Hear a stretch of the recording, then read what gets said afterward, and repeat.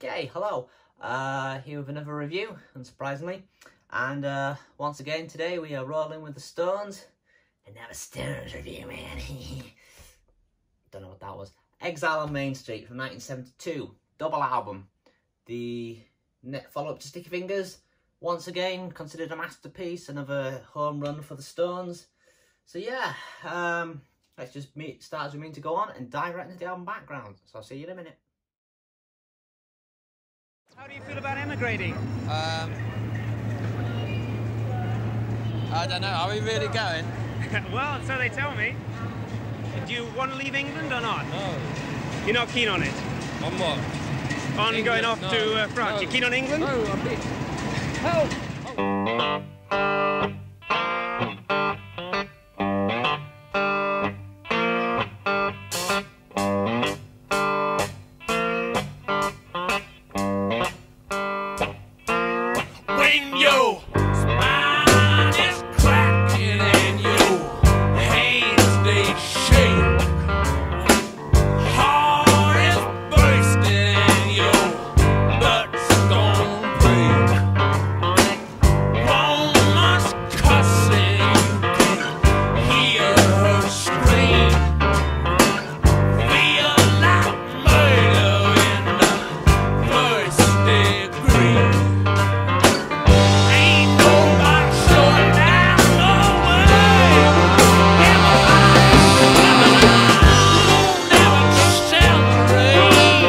After splitting with Alan Klein in 1971, the Stones discovered they owed the British taxman more money than they actually had, so they were left with no choice but to leave England before the government could seize any of their assets.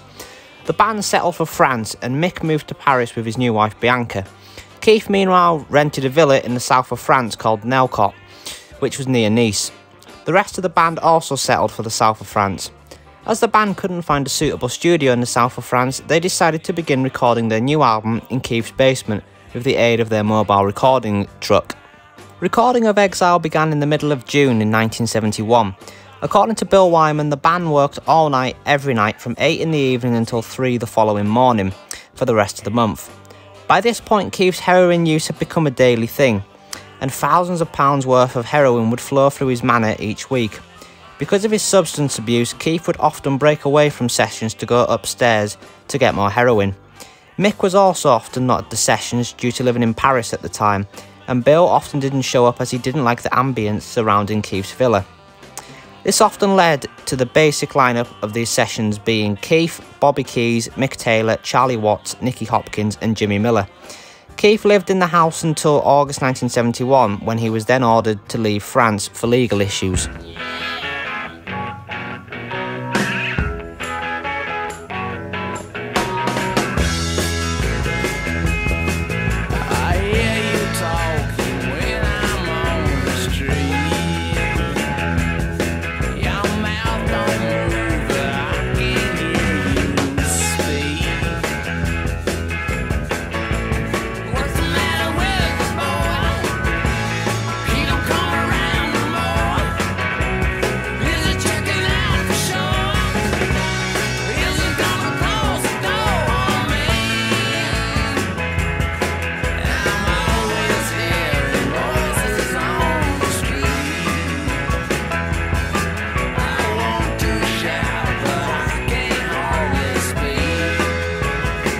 So with Keith now being ordered out of France, work on Exile moved from Nelcot to Sunset Sound Recorders in LA, with sessions spread from December 1971 until March 1972.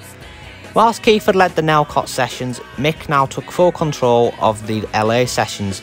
Jagger brought in Billy Preston and Dr. John, along with the cream of the city's session backup vocalists to record layers of overdubs. The sessions Jagger led were much more focused and structured than Richards had been in France, and this reflected on the growing disparity in their personal lives at the time. Exile on Main Street was released May 12, 1972 and topped the charts in the UK. It also reached #1 in America, Canada, Denmark, Italy, Norway and Spain. The album would also reach #1 when it was reissued in the UK in 2010. At the time it was released, the album wasn't all that well received by most critics. A lot of them found the quality of the songs inconsistent. However, in recent years, the album has had a reappraisal, with many now considering it the Stones' greatest album. On Rolling Stone magazine's list of the 500 greatest albums of all time, Exile is ranked at 7th, the highest of any Stones album. So, that's the background. What I will say is that's just a brief thing. If you want to find out all about this album, I highly recommend watching the documentary Stones in Exile. It features Mick, Keith, Bill, Charlie and Mick Taylor telling the tale of this album and how it was recorded. It's about an hour long. I think it's on YouTube. So if you've never seen that, I highly recommend checking it out because it's a lot more detailed than that was. Anyway, first things first, this is the vinyl copy I've got. It's not an original, it's a 2010 pressing. Original gatefold, I imagine. I won't get the records out, I'm sure you've seen them before. That can go in there, yeah, fits good. Also got this from 2010, a CD, which, you know, again, it's just a standard one. It's not the deluxe one with the additional tracks from 2010. I also do have this, if I can lift it, the Super Duper edition, the box set thing from 2010. Yeah, cool thing. A lot on this. Number is 36,298 if you care about that sort of thing. Anyway, Exile on Main Street, a double album. I think it's the Stones' one. No, they've done other double albums, I think, more recent ones. But this was the follow-up to Sticky Fingers. Once again, it's considered a continuation of their great streak of albums. This is the 4th and final album on that streak. Once again, produced by Jimmy Miller. And yeah, obviously it's recorded in Keith's basement in France. And then in LA. But I imagine probably most of this album was done in LA, to be honest. Most of the stuff that you can hear on here is probably from the LA sessions. But that's boring. It's more cool to think that it was recorded in Keith's basement, which used to be occupied by Nazis in the war. Anyway, another thing about this album is it is very much Keith's album. Although Mick did lead the LA sessions, it still feels very much like a Keith Richards album. Whereas like Sticky Fingers and Some Girls feel like Mick albums, this feels more like a Keith album. Probably makes more sense in my head. Yeah, what else do I want to say? The artwork obviously is quite iconic. If you've seen that footage on my background there, the video part of it, I believe these are just stills taken from all of that, mostly. There are some other things on it there. But yeah, it's iconic artwork, really. So yeah, what else did I need to say? I can't remember. So I mustn't have anything else to say. I'll stop rambling and shall we just get into the track by track review? That'll be exciting. It opens with Rocks Off. So, as usual, it's the Stones. They're good at picking opening tracks. Rocks Off is a great opening track. I say a lot, don't I? So, Beggar's Banquet opened with Sympathy for the Devil, Let It Bleed, with Gimme Shelter, Sticky Fingers was Brown Sugar, and then this opens with Rocks Off. Now, Rocks Off, in terms of fame and well-knownness, is not to the same level as the previous 3 opening tracks. But that doesn't mean it's a bad song by any means. It's a funny song, this, because I think this is definitely one of the ones from France, because the vocals of Mick's are actually quite hard to understand because of the way they're mixed and recorded. I think it was because of the heat in Keith's basement. The equipment malfunctioned quite a lot, and yeah, I think that's why some of the vocals are quite hard to distinguish in this album. Anyway, yeah, it's a great opening track. It's proper rocker in it. Great horns in it. I love the horns. Yeah, there's a lot of horns on this album from the Bobby Keys, and I think Jim Price and others will be there. I should have got the personnel out, shouldn't I? But yeah, it's a great tune. Great horns, you know, like I was saying. I love horns. A horny boy. No. Yes, no. But yeah, Rocks Off. It's a great opening track. It really sets the tone well. Is it the best on the album? It's a contender for the best on the album. I don't think it is the best, but it's certainly one of them. And that flows right into Rip This Joint. So, again, it's a rocker, it's a really fast one. Again, vocals are quite hard to, or lyrics I should say, quite hard to understand. I believe it's just sort of a tale of a immigrant sort of travelling. That's all this song really is. But yeah, it's a great tune.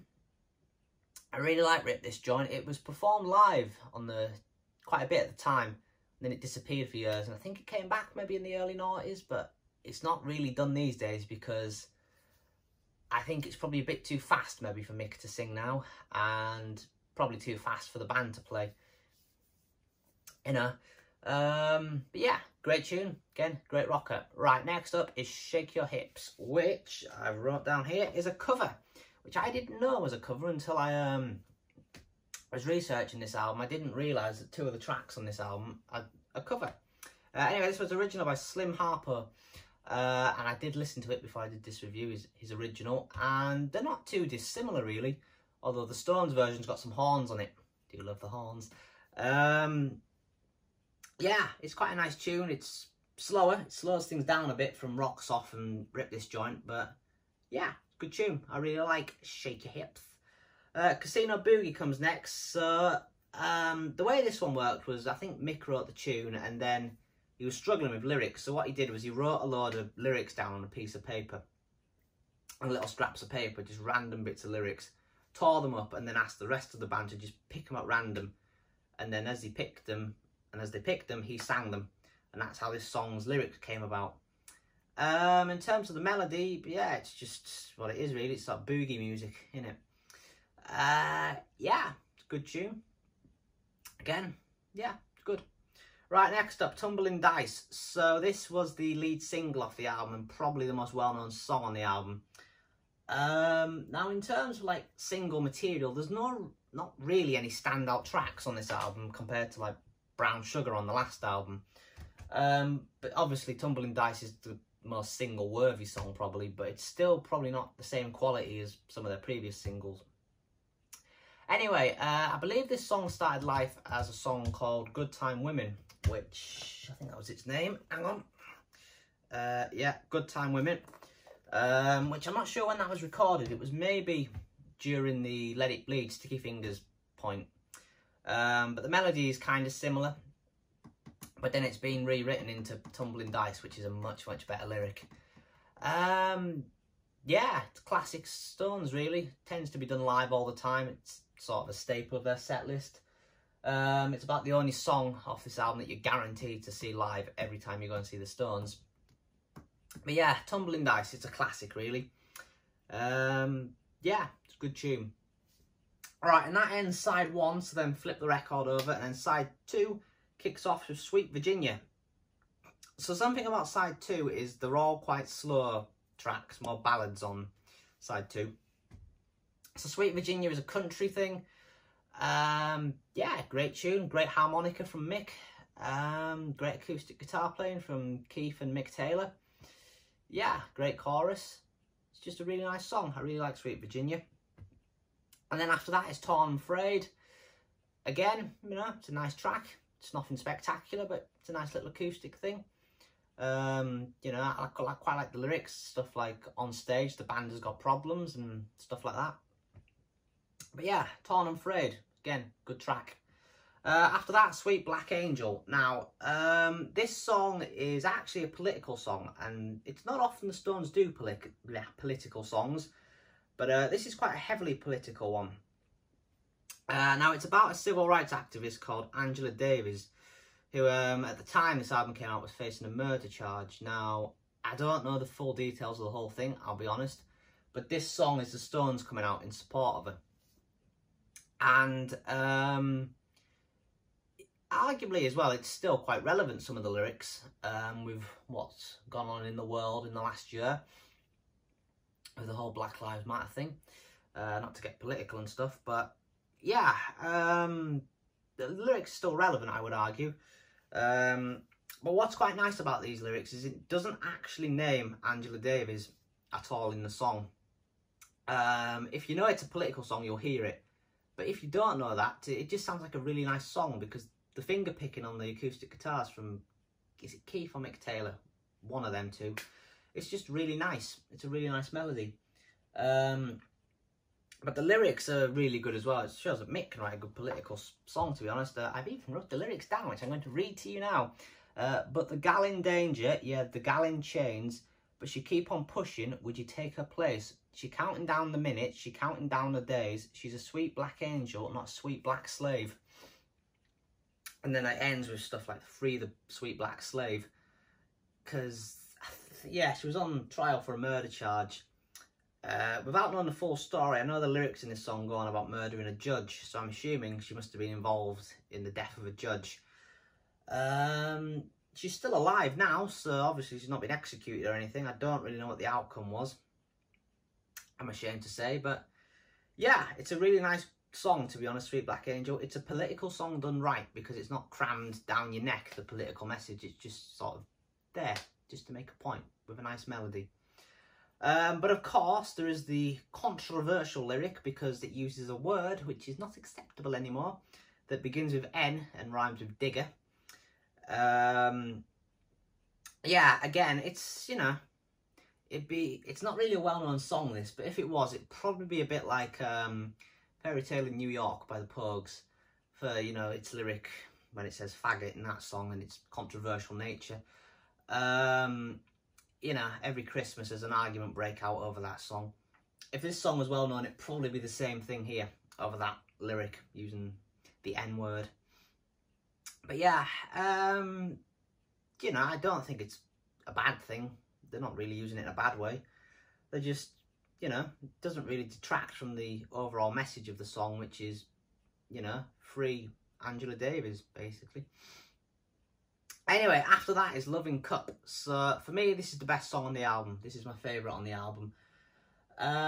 It's a really good love song, to be honest. The Stones are really good at love songs when they want to be. Again, it's a slow thing. I'd also, if I get married in the future, I'd really like this song played at my wedding. So there's a useless little fact for you. But yeah, there's another version of this as well, an alternative version, which is on the Super Deluxe. Which I believe dates to the Let It Bleed sessions, I think. But I'm pleased to re-recorded it, because the version on this is better. It's quite a loose recording, to be honest. It's not really a tight band performance. I imagine it was recorded in France, this one. Nicky Hopkins is on the piano. The piano in this song is out of this world. It really drives this song. Yeah, it's a beautiful song. Give me a little drink from your loving cup. Just one drink and I'll fall down drunk. Doesn't really get much better than that lyrically. And I really like the What a Beautiful Buzz bit. The way Mick and Keith sing that together. So yeah, Loving Cup, best on the album in my opinion. So that ends side 2. And if this was a normal album, that'd be where it ends really. But it's a double album, so you take the disc off, you put the second one on, and side 3 opens with Happy. So this one was recorded in France, and the way the story goes was, for once, Keith was there first, which it was in his house, so I'd imagine he was there first anyway. But he showed up and it was only him, I think it was Jimmy Miller and Bobby Keys who were there. So the three of them just recorded this track together, with Keith on the vocals. I think Mick maybe added some backing vocals at a later stage, but yeah, it's a great song. It's probably the greatest one that Keith's ever sung, the greatest ever Keith vocal. Probably definitely his most famous. I think this was the second single off the album as well. Again, it's certainly a worthy single. I've seen it done live as well. Yeah, it's good live. It's not as good these days as it was back on the tour to support this, because Keith's voice is kind of gone from all the smoking. But yeah, Happy, great tune. Really good song. Right, after that, Turd on the Run. So this is the first song on the album that I would say is filler. It's nothing spectacular. It's not a long song, but yeah, it's just nothing spectacular. Quite like the Lost a Lot of Love Over You lyric, but yeah, don't really lose a lot of love over skipping this song, to be honest. After that, Ventilator Blues. I really like this song. It's one of the only 2 songs that's credited to Mick Jagger, Keith, and Mick Taylor, because I believe Mick Taylor's wrote the riff, and it's a really nice riff, this song. Now I think I heard this on the Stones in Exile documentary. Give it a watch. what this is about was because of the heat in the south of France and in Keith's basement. For some reason, the ventilator wasn't working, so that's why it was so hot. So they had Ventilated Blues, basically. And that's all this is, something simple like that. But yeah, a really good tune, really good riff. Yeah, again, it's another contender actually for my favourite on the album, this. It's just a really sort of groovy riff. Yeah, nice one, Mick Taylor. Then after that, I Just Want to See His Face. So this sort of Ventilated Blues kind of just flows right into this. And it's kind of got a gospel backing choir on this, singing along, which, yeah, it's nice. I really like this song as well. I think Mick Jagger said in the 1992, around then I think, he said that this song was just sort of a jam between him, Mick Taylor and Charlie Watts. You know, if that's all it is, it's a very good jam, and yeah, I really like it. Yeah, great tune. Right, after that, Let It Loose. So this song is gospel blues, and its lyrics are actually, some of them at least, are taken from a track called Man of Constant Sorrow. One I've never heard before, but I did look it up, and I think it came out in like 1927 or something. So it's not exactly a well-known song. Again, it's got a gospel backing choir on this. Yeah, it's quite a religious sounding song. Good chorus. Yeah, I like it. It's nothing spectacular, but I like it. Right, after that, flip the record over, you get to the final side, which is side 4. So for me, in my opinion at least, this is where the album kind of drops off a bit. All Down the Line opens this side, which is a rocker. It's not a bad rocker by any means, but compared to what else is on this album, the other rockers on this album, it's probably one of the weaker ones on the album, to be honest. But yeah, again, it's nothing spectacular, to be honest. After that, Stop Breaking Down. This is a Robert Johnson cover that the Stones have reworked a bit. Again, this is filler. This album, in my opinion at least, would be no different without this song. Yeah, it's just nothing spectacular, to be brutally honest. And then after that, Shine a Light. So this is by far the best track on side 4 and a contender for best on the album. Yeah, again, it's kind of a Stones classic. Got a gospel choir on it, good lyrics. Yeah, it's a really nice song. I really like Shine a Light. It's a bit of a classic, really. Really good ballad. And would be the perfect closing track, but they don't finish here. They do one more track after this called Soul Survivor, which, again, I don't really care for it that much. It's not a bad song, but it comes across as filler a bit, again. And it kind of sounds a bit... It's funny because if the Stones, when they make songs now, they have a different sound to how they did back in the 70s. This song sounds like the sort of thing that the Stones would make now. And if they made this song now and put it on an album, it'd probably be the best thing they would do on the album. But on this album, it's not a brilliant track, in my opinion at least. Yeah, it's not a great closing track, to be honest. It'd have been better leaving it off and closing with Shine a Light. But yeah, it's the closing track. It's nothing spectacular really, which is a shame that the album doesn't really close in spectacular fashion, in my opinion at least. Anyway, that is it. That is Exile on Main Street. The fourth and final album on the classic run of albums that the Stones had. The 7th greatest album of all time, according to Rolling Stone magazine. Is it the best Stones album? I think personally Sticky Fingers is a better album than this, but not by much. It's certainly, you know, a good album, and you know, a lot of things of the rock and roll legend, the legend of the rock and roll lifestyle, probably comes from how this album was recorded in Keith's basement. It's just legendary sort of stuff. Yeah, it's a classic. It's bloody good, innit? Anyway, that's all I've got to say for now, I think, about Exile. So I will wrap it up there. And yeah, hopefully I'll see you soon for another video. Stay safe. Bye the now.